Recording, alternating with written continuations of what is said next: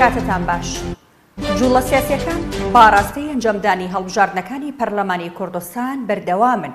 هەفتەی ڕابردوو شاندێکی سەرۆکایەتی هەرێم لە بەغداد بوون. ئەمڕۆژ شاندێکی کۆمسیۆنی باڵای هەڵبژاردنەکانی عێراق لە هەولێر بوون و لەگەڵ سەرۆکی هەرێم گفتوگۆیان کردووە. هەرێمی کوردستان زیاد لە جارێک ڕوبەڕووی گرفتی دواخستنی هەڵبژاردنەکانی پەرلەمان بۆتەوە.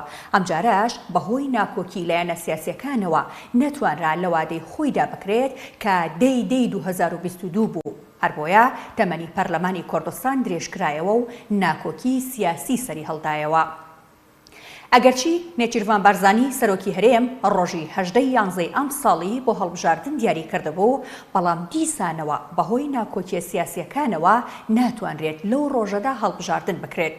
زیاد لە 6 مانگە گفتوگۆی لایەنە سیاسیەکانی هەرێمی کوردستان لەبارەی هەڵبژاردنەکانەوە بەردەوامە. هیچ لایەنێکی گۆڕەپانەکەدان بەوەدا نانێت کە لەگەڵ هەڵبژاردندا نییە، بەڵام نەڕۆژی هەڵبژاردنیان پێدیاری دەکرێت و نە لەسەر وردەکاریەکانیش ڕێک دەکەون. تەنانەت لە نێوهۆڵی پەرلەماندا کێشەکەوتە نێوان یەکێتی نیشتیمانی کوردستان و پارتی دیموکراتی کوردستانەوە. ئەگەرچی کۆمسیۆنی هەرێم بەدڵی پارتی کاراکرایەوە، بەڵام بڕارەکەی دادگای فیدراڵی ڕێسەکەی لێکردنەوە بەخووری. لەم چەند هەفتەی ڕابردوودا لایەنەکان تاوەکو ڕادەیەک بەرچاویان ڕوون بووەوە کە پێویستە چی بکەن. ئەماش پاش بڕارەکەی دادگای فیدراڵی عێراق کە وەکو خاڵی وەرچەرخان وابوو. دادگاکە گوتی درێژکردنەوەی تەمەنی خولی پێنجەمی پەرلەمانی کوردستان نادەستووریە.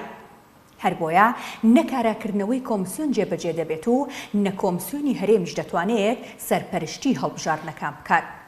زیاد لە هەفتەیەکە سەرۆکاتی هەرێمی کوردستان کەوتووەتە جوڵە باڕاستەی چارەسەرکردنی ئەو دۆخە.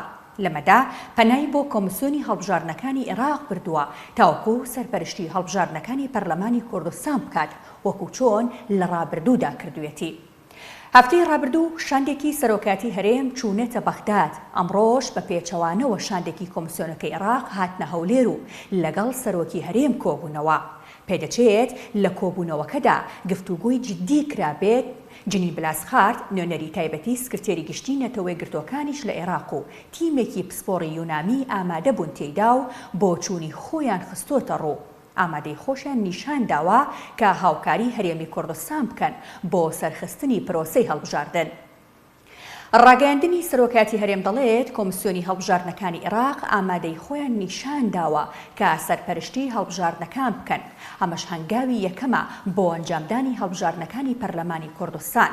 ئێستا سەرۆکاتی هەرێمی کوردستان بۆ ڕاگەیاندنی ڕۆژی هەڵبژاردن چاوەڕوانی دوایین وەڵامی کۆمسیۆنی عێراق دەکات. هەرێم دەیەوێت بزانێت کۆمسیۆنی عێراق کەی دەتوانێت خۆی بۆ هەڵبژاردنەکانی هەرێم تەرخان بکات، ئەویش ئەو کات ڕۆژێک بۆ هەڵبژاردن دیاری بکات. بۆ پێی لە ئێستادا عێراق هەڵبژاردنی ئەنجومەنی پارێزگاکانی لە پێشە و کۆمسیۆن بە تەواوی سەرقاڵە بەو پرۆسەیەوە. خواتان لەگەڵ.